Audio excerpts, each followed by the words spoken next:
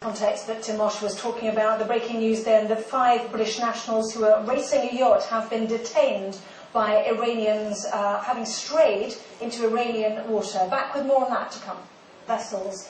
The yacht was on its way from Bahrain to Dubai and may have strayed inadvertently into Iranian waters. The 5 crew members are still in Iran. All are understood to be safe and well, and their families have been informed.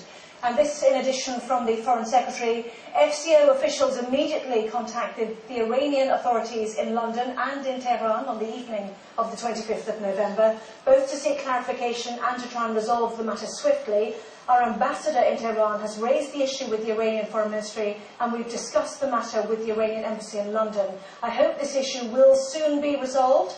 We'll remain in close touch with Iranian authorities as well as the families. Well, let's get the very latest from our Foreign Affairs editor, Tim Marshall. It's not the first time this has happened, Tim, but clearly they've been held now already for some days. They have. There's a number of things to say. One, they're yachtsmen and or yachtsmen and women. Diplomats don't really want to call them sailors in case they get confused with that Royal Navy incident from 2 years ago. So these are yachtsmen and or yachtsmen and women.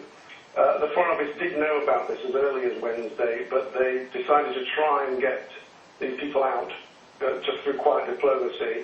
And they had 2 problems. One, the Iranians are being hard to contact, shall we say, but also it was the festival of Eid, you might remember. Now, the actual festival is finished, but it's a little bit like the extended Christmas holidays in the Christian calendar, and the government can shut down for up to 6 to 10 days. So the Foreign Office has been having problems contacting the right people at the right level.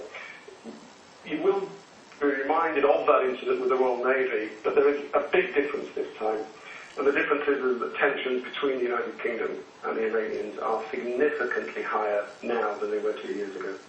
Yes, you mentioned that incident 2.5 years ago. 15 British servicemen were taken hostage then. That was 8 Royal Navy sailors and 7 Marines seized by Iranian troops while they were carrying out a routine inspection in what the British say were Iraqi waters, not Iranian waters. I mean, that led to a considerable degree of difficulty between the 2 countries, didn't it, when they were finally handed over to a great fanfare with the Iranian President Ahmadinejad involved.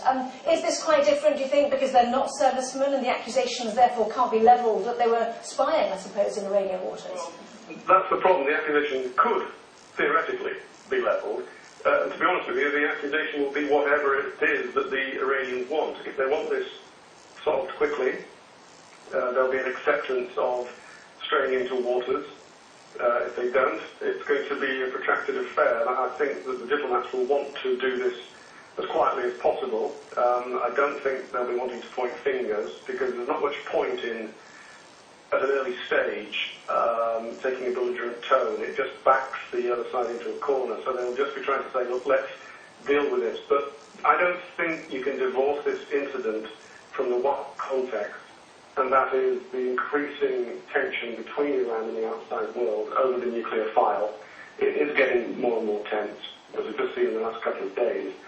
And so I think that has to play into it. And again, as 2.5 years ago, the Iranians did not take some Americans, they took some British, and that has happened again. Now, we don't know. It is quite possible the yacht did stray into Iranian waters. We don't know the full facts.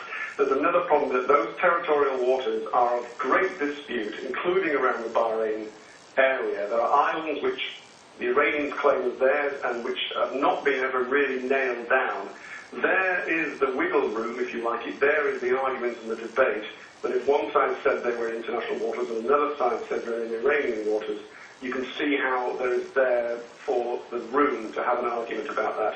The Foreign Office are going to try and get these people out quietly.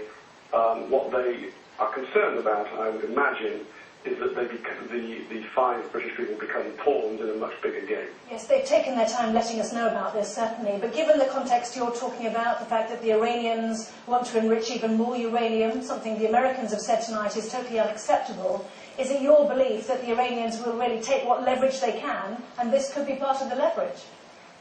You can't rule it out. I mean, this is early days. We don't know what's in their minds. It may be a simple mistake of where the yacht was. You know, the whole raft of things that could happen. But there is also this possibility that because the British are seen by the Iranians as very hard-line on the nuclear issue, and there is a long history between the two countries, and some of the Iranian population take a very hostile view towards the UK and the UK embassy in Tehran, and all those factors now play into that. They know the Americans are taking a reasonably tough line, the Iranians, but when they look at the European Union, they see that the British are possibly taking the toughest line. The French are very close to the British on this, but other European Union countries are less tough, Germany, for example. And so they may have chosen to make an issue out of this. We don't know, and what we have to do now, is it's been made public after, 5 days, is wait for some official response from the Iranians, an open public response about where they say these people were taken, where they have been taken to. Is it Tehran or is it just to the coastline of Iran? And what is their version of events? There's no suggestion, is there, that the Iranians would do anything to harm these 5, because cases like this have been resolved. We talked about the 15 servicemen back in 2007. There's another incident I'm just seeing in July 2004, where 8 men were seized and detained after 3 patrol boats were said to have strayed once again into the Iranian side of the Shatt al-Arab waterway. They were also later released. These things do tend to end peaceably, don't they? They do, but I would reiterate that I do think that the tension between the countries is greater now than it was in the past, notably Britain and others' response to the Iranian election this summer, and now the nuclear file, things are coming to a head. It is very doable to get people out. You admit a mistake, you accept that there is a demarcated waterline, but nobody's quite sure where it is, or at least you accept that the other side has a view on where the borderline is, and these things can always be done quickly if both parties want them to. If only one party wants it dealt with quickly, you're going to run into problems. Stay there if you don't mind, because as you said, the context of this is getting quite serious. Certainly Iran's announcement that it wants to build 10 new uranium enrichment plants has been widely criticised, with France's foreign minister accusing Tehran of playing a dangerous game. And as Sky's chief correspondent Stuart Ramsey reports, economic sanctions could now be on the cards. If Iran's nuclear ambitions were a problem, they're fast turning into a major headache with quite literally explosive ramifications, and it's getting worse. The hardline parliamentary speaker's musing that he sees little point in Iran staying within the Nuclear Non-Proliferation Treaty just adds to the growing view that Tehran is prepared to antagonise the international community. Russia says it's concerned, France says there should be last chance talks, Germany's urging cooperation while Britain is mulling over plans for new sanctions. In short, they don't know what to do, mainly because Iran is so unpredictable. Ahmadinejad and some of his competitors are just trying to be as hardline as possible because they are quite scared, and when you're scared you lash out. So I think we're seeing a fear of the internal situation reflected in aggression in the external realm. After the International Atomic Energy Agency censured Iran for secretly building a second uranium enrichment plant in a mountain bunker near the holy city of Qom, relations have continued to deteriorate.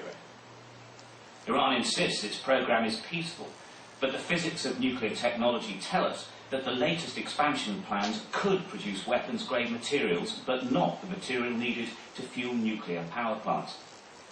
In the midst of this tension, Iran's defence war games based on a first strike scenario from an unnamed aggressor only adds to the sense that everyone is getting very jittery.